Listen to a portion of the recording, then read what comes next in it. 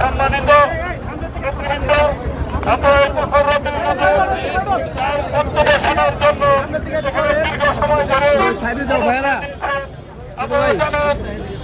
ভারপ্রাপ্ত চেয়ারম্যান তারেক রহমানের নির্দেশে 14 আগস্ট যে অবস্থান কর্মসূচি ঘোষিত হয়েছে সেগুলি তারই অংশ হিসাবে এই অবস্থান কর্মসূচি পালিত হচ্ছে। ইতিমধ্যেই আমাদের প্রিয় নেতা সাভারের সাবেক এমপি ঢাকা জেলা বিএনপির সাবেক সভাপতি বিএনপির অন্যতম সংগঠক দিয়েছেন। এখন আমাদের সঙ্গে সংক্ষিপ্ত বক্তব্য দিয়েছেন প্রিয় নেতা ডাক্তার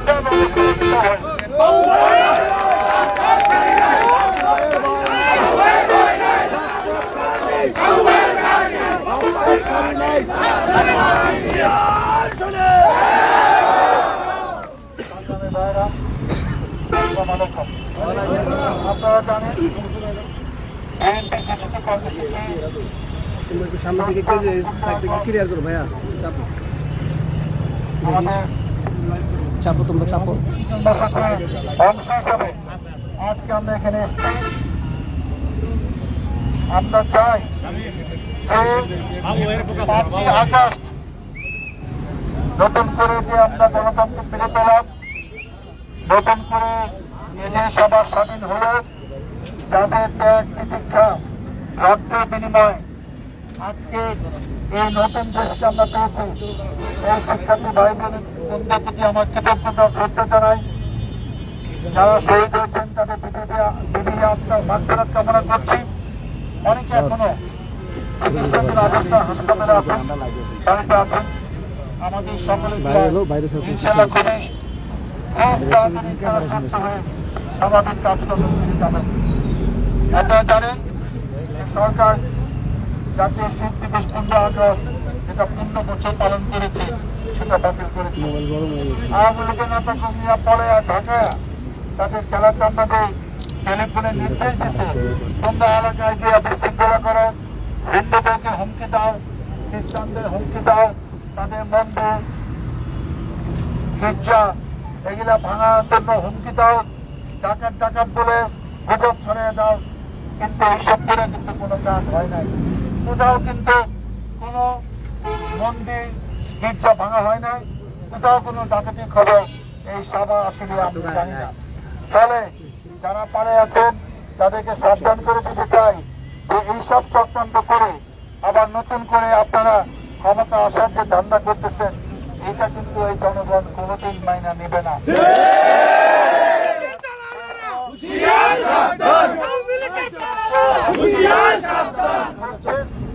আপনারা সজাগ থাকবেন।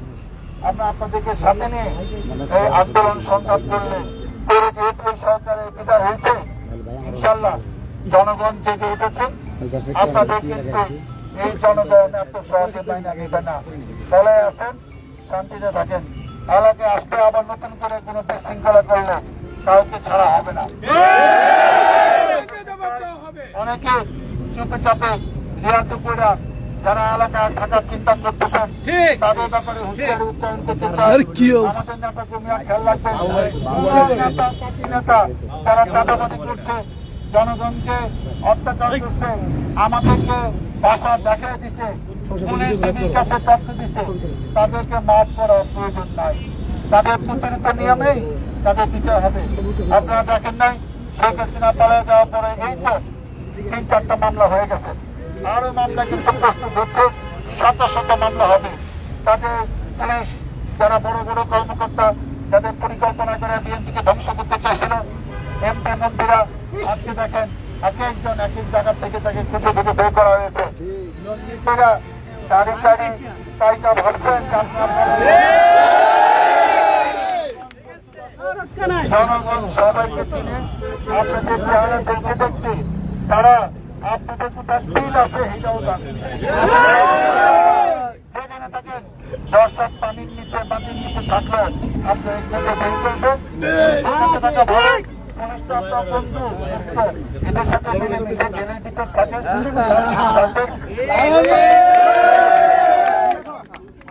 আবুদান কর্মসূচির সন্ধ্যা পর্যন্ত আপনারা থাকবেন কোনো বিশৃঙ্খলা না হয় আর সে একটা কথা বলতে চাই আর কোনো ব্যবসা প্রতিষ্ঠানে গার্মেন্টস সরকারি প্রতিষ্ঠান ব্যক্তিগত ব্যবসা প্রতিষ্ঠান এগুলা হামলা করেন এগুলাকে আর নতুন করে আইন নীতি হাতে তুলে ধরেন না কারণ এই সরকার দায়িত্ব নিচ্ছে এদেরকে মামলার মাধ্যমে বিচারের আওতা আনবে আমরা শৃঙ্খলা থাকতে চাই আমরা শান্তি বাংলাদেশ শান্তি সবার শান্তি আসলে আমরা সবাই বসবাস করতে চাই সামনে একটা নির্বাচন হবে ধৈর্য ধরে থাকতে হবে এই সরকার কিছু সংস্কারমূলক কাজ করবে যাতে আমাদের এই কাজ শেষ হলে যখন নির্বাচন হবে আপনাদেরকে ভোটে আপনার যাকে যোগ্য মনে করেন তাকে ভোট দেবেন যে দলকে যোগ্য মনে করেন তাকে ক্ষমতায় বসাবেন তাদের নেতৃত্বে এই বিচারগুলো সম্পূর্ণ হবে দুর্নীতি অনিয়ম অত্যাচার কোন ব্যক্তিকে মাফ করা হবে না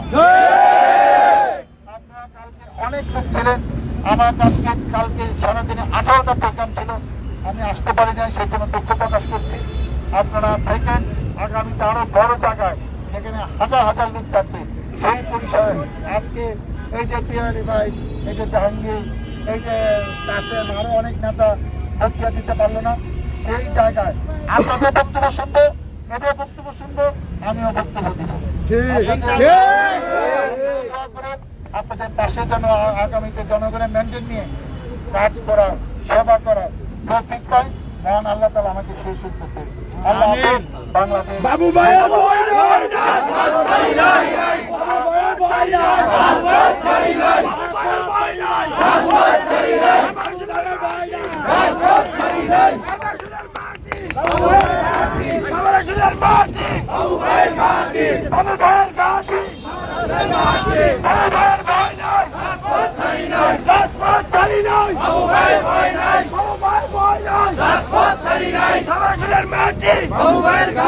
বাবু ভাইয়ের ঘাটি